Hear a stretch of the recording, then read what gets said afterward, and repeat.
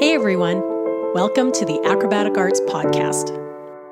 I'm Loren, and I will be interviewing some of the top leaders and innovators from the dance and acrobatic industry. If you are a teacher, performer, student, or a lifelong learner like myself, you are sure to find these episodes intriguing and full of inspiration. Acrobatic Arts is passionate about providing current and relevant information for everyone. So please, sit back and enjoy as we share our passion with you and the world. Today we have part 2 of our special series with Dr. Leisha Strachan. Join us as we continue our captivating journey talking about transitions in the dance world. Dr. Leisha Strachan, welcome back again to the Acrobatic Arts Podcast. Thanks for having me back. I'm looking forward to talking about this more. Anyone that listened 2 weeks ago to the podcast that we put out with Leisha, we were talking about transitions in dance and sport, personal transitions, and also transitioning from performer to teacher. And we never really got finished because there's so much more that we can talk about. If you've been listening to our podcast for a while, you know that Leisha has been interviewed before by me. She's very popular with our listeners.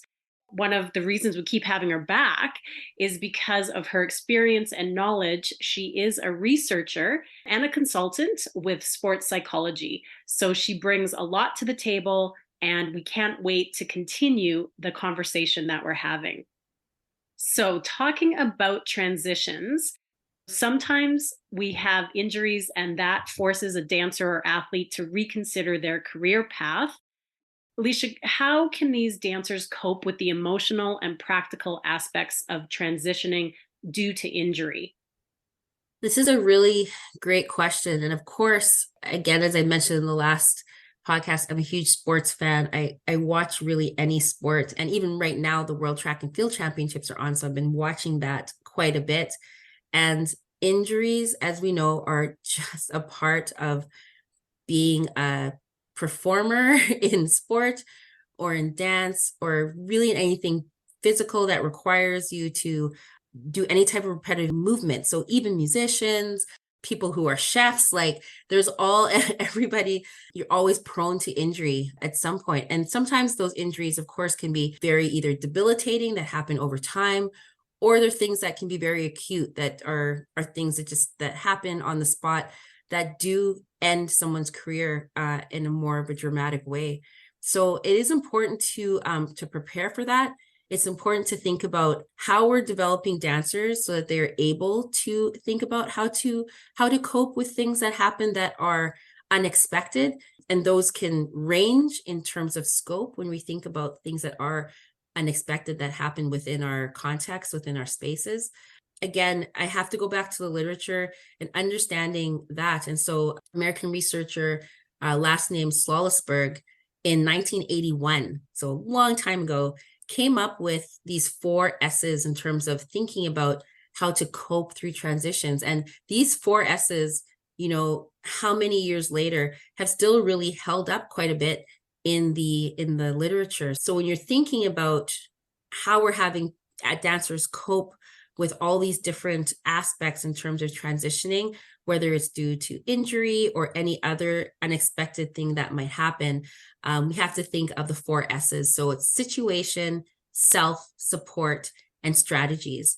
When you don't have control over something as you're leaving a particular activity, it can lead to crisis. And so as someone who's in sports psychology and has worked with some athletes who have gone through injury, or I've seen them have a great season and then have an injury, and thinking about then how we're coping and leading through transitions. And as an aside, I worked with our university soccer team for 5 years, and it's a short I see transitions all the time because it's a long time, but it goes by really quickly. 5 years, if you take the whole 5 years that you're doing within a program. And I've seen many athletes towards the end of their 5 years maybe have an injury that then takes them out, and there's no opportunity then there to re-enter because they've now finished their 5 years, and they have to move on. And many of them don't go on to professional careers in sport, and so like this is sort of the highest level that they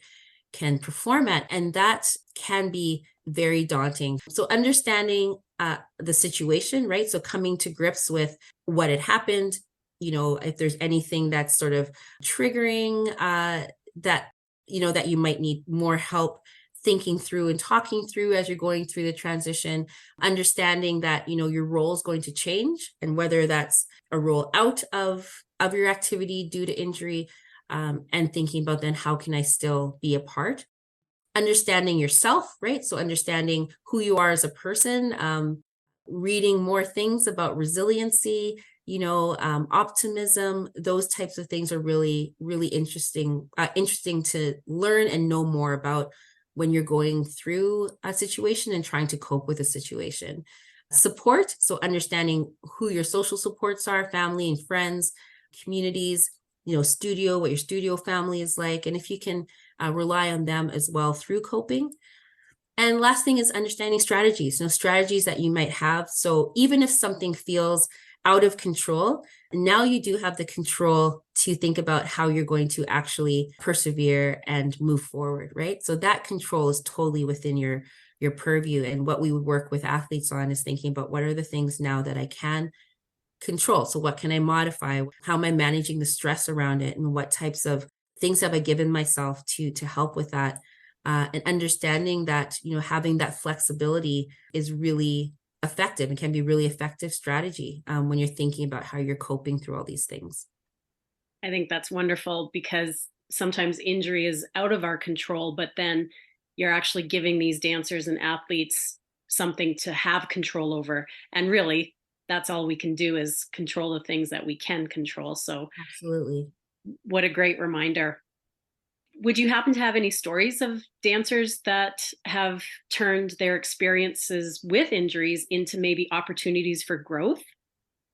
I'm really inspired actually by athletes and others who have gone through many situations that they really have no control over, yet have found a way to think about how to reimagine things. So, it's not an injury thing per se, but I think going through COVID, and, we know that there were so many dance studios that had to close during COVID. And one of those dance studios was a studio that I was teaching at when I was teaching acro and baton twirling for 5 years at the studio. And they closed quite early on in the pandemic because they were in a smaller venue, like a smaller city, and just couldn't cope with the shifts and the lockdowns and the openings and closings that were happening. Of course, a loss of revenue. So my story around that revolves around that studio owner. She had owned the studio for 13 years, and it was really growing, and it was doing really, really well. Just going through COVID and having her make that decision, he's mature. She, had 3 kids that are now grown adults. So, and for her, it was an opportunity. I think what was inspiring is she saw that as an opportunity for growth, and thinking about, okay, well, what are things that, I've really enjoyed, and what's the skill set that I've amassed through my, not just only through my dance degree that I completed, but now being an entrepreneur, and what are other things that I want to learn about. And she is a Black studio owner, a Black woman, and there's not many Black women in our province who own studios. And so I think coming out of that, she had a lot of questions, and he always had a lot of questions around Black dancers and understanding some of the research around being Black in dance, and some of the challenges historically that Black dancers have had to understand and go through. So she actually ended up coming and doing a master's with me, and completed her master's last year, where she was doing looking at understanding racism and ethnicity within the context of dance programs within Canada. So those universities that have dance programs, and understanding race and ethnicity within there, and finding in her research that there was quite a bit of racism within those spaces, and understanding then how can you make those spaces more safe for dancers of color. And that has spurred her on to continue and do a PhD, which is really exciting. She's just going to be starting that this fall. And she was also hired by the Roland Pig Ballet here with their pre-professional program to talk to those kids, to be sort of a mentor for them, in terms of understanding a little bit more about race within dance spaces. And she's done a lot of great work with young people there, answering questions and also encouraging them to be advocates. And it's really exciting. So it's, she kind of has now this whole new area, but that's still really steeped in her experience as a dancer herself, but also as an entrepreneur and as dance studio owner. And that's really, been something that when we think back about the shutdowns, as sad as it was to close her studio, she's really been able to think forward and think about, okay, what are those skills that I have? And what am I interested in now? My kids are grown. I'm, what are some things that I really want to pursue myself and questions that I have? And, it's no time like the present. So the courage that she's shown, I think, has been really inspiring. Blessed to call her a friend, but also just to be a little part of her journey as she's been going through it. So yeah, so I think we really have to think about who inspires us. And there are so many more stories like that if we take the time to unearth them and find them and read about them. There's so many things we can learn.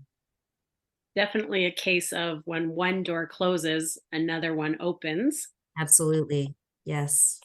Whether it's injury or a shutdown, or we're going to start talking about retirement, that's also when, you close a chapter in your life and then move on. We often develop a strong identity tied to the profession. Whatever you do, that's sort of how you label yourself, and that's who you see yourself as. But how can dancers manage their self-identity when retiring from performing? That is such a good question. And again, anything related to athletic identity is very well researched in the literature. And same things happen for dancers as I think happen in many other aspects. I think retirement is always a really difficult transition to go through. And it seems very final. I know my mom was a teacher for years, and I think even watching her go through that transition of retiring from teaching, she still went back and was a substitute teacher for like maybe 3 or 4 years, even after retiring, because of the passion that she had for teaching and wanting to help young people. So I can see that that's always really difficult. And she saw herself as a teacher for all those years. But I think when we're thinking about identity, it's okay to have that identity because it's something that you're proud of. But we do have to think about having a healthy identity, right? And remembering that you're more than a dancer. You're more than just that identity. You're human with lots to offer, right? And that humanity piece then really has to come in. So in terms of managing that self-identity, we do want to think then, how are you connecting with other artistic passions that you might have? Are you finding ways to continue contributing either through volunteerism or through mentorship? And if that's a little part of your self-identity and you want to be a part of that and you're, retiring from that, I think people still always hold on to the identity, even if I retire from being a professor and somebody asks me, you retired, well, what did you do? So you always are connected to that. And I think we just have to think about how we're doing that. And then, have other things that we can pull from, and then think of what are those human connections that we can also think about making and all other contributions that you want to have in order to leave the legacy at the end that you want to leave. Do you have any memorable cases where dancers have smoothly transitioned from the stage or competition into other creative or non-creative fields?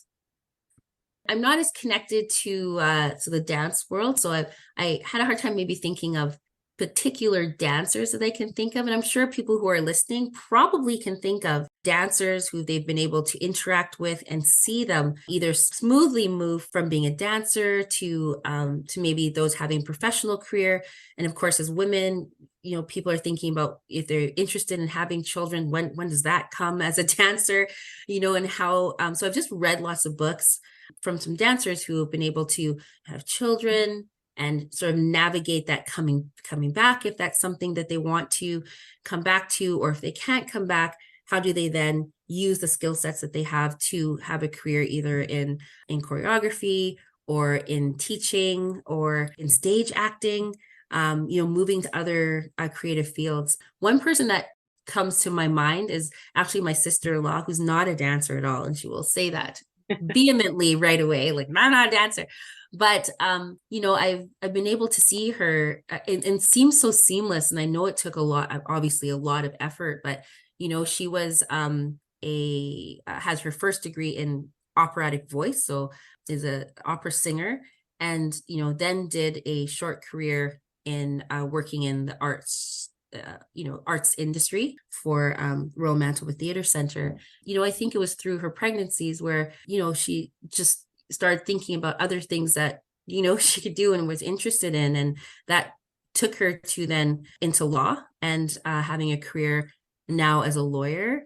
But even through that, and then an additional thing on top of that is, I really firmly believe that everyone has creative and artistic passions. And I think as people in the arts who are listening to this, you know that not just dance, but really other passions that you might have. And she's an incredible writer, and I think has always been interested in writing. And again, COVID gave her that space a little bit to think about and re-envision, like, I've always been thinking about writing, like, what I have time now, like, let me see what I can do now. And in the last few years really has made a mark, in Canada as a novelist, as a short story writer, has been a finalist and won many different competitions. And, I think finding that additional career, now that things are open and we're kind of back to normal a bit, it's, now a challenge to try to fit it all in, right? Being able to find those spaces. And then she kind of just finds those weekends where she can steal away a bit from my brother and my nephews to sort of like find space to write, and has continued doing that, so I think it's in that smooth transition. It's never totally smooth, but I think that if you've been thinking of something, it's important then to pursue it, right? Whether it's just starting small or thinking about how you can engage. And she will say that the writing has really helped her to even be a better lawyer, in many ways, because she's been reading a lot herself, but then also putting things to paper, has really allowed her to then, when she's teaching lawyers or engaged with young lawyers, being able to share stories more and understand how to do that more. So I think, there's a lot of skills that we have that we then have to think about how we want to use those skills. And we don't have to do it on our own, right? We have families, we have friends, we have people who see a lot of gifts in us that we might not ever think about or see. And so I think it's important to call out to those people as well, right? To help manage that retirement and have people to talk about as you're going through that transition. That's amazing. Thank you for sharing that story. Very inspirational, and congratulations to your sister-in-law. Yes, amazing.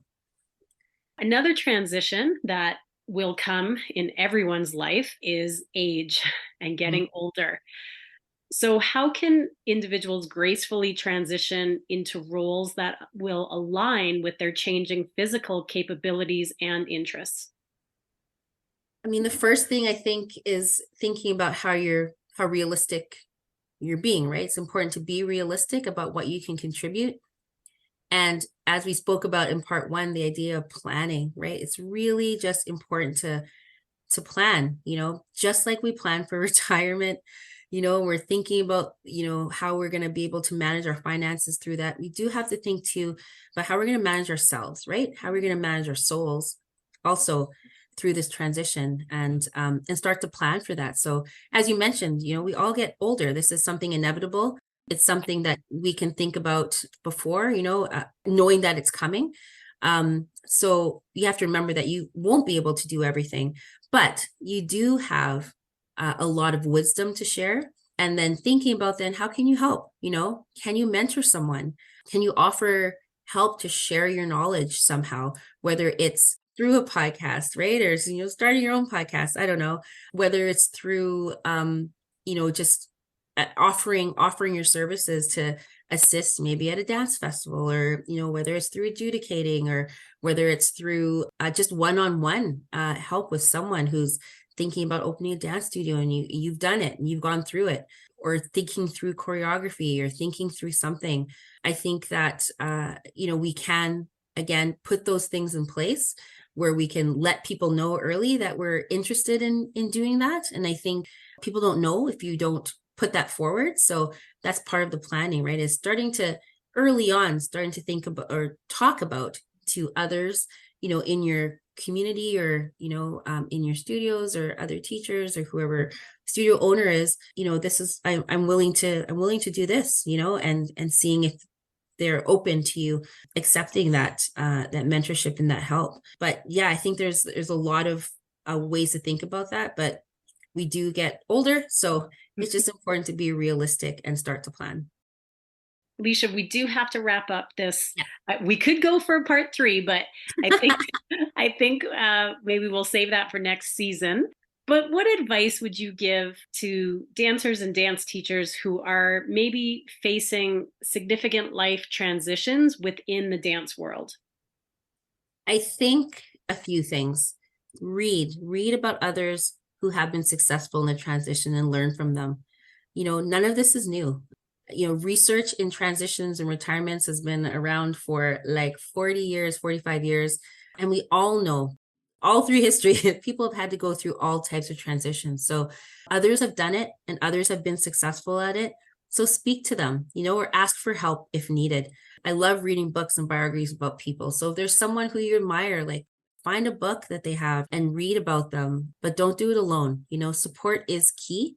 And so you have to have others to help as you move through. And so be vulnerable enough to ask for help and get the support that you need, but also just learn from others and know that you're not the only one who has gone through this, and to just enjoy it, be in every moment of each stage and accepting where you are. See it as an opportunity to learn more and gain more knowledge instead of an ending to something. It really is, each transition really is a beginning into something else. Yes, it ends something, but it's also a beginning. And so I think if we can think of those transitions as new beginnings instead of endings, I think we go a long way to making sure that those transitions are really healthy. Dr. Leisha Strachan, thank you so much. As always, it has been a pleasure, and I definitely enjoyed our time talking about transitions. Thanks so much for having me, and all the best to everyone as they continue in their own journeys. Another wonderful episode with Dr. Leisha Strachan. If you would like to continue with your professional development, visit acrobaticarts.com and find the course that is perfect for you. Thanks for listening, everyone, and have a great day.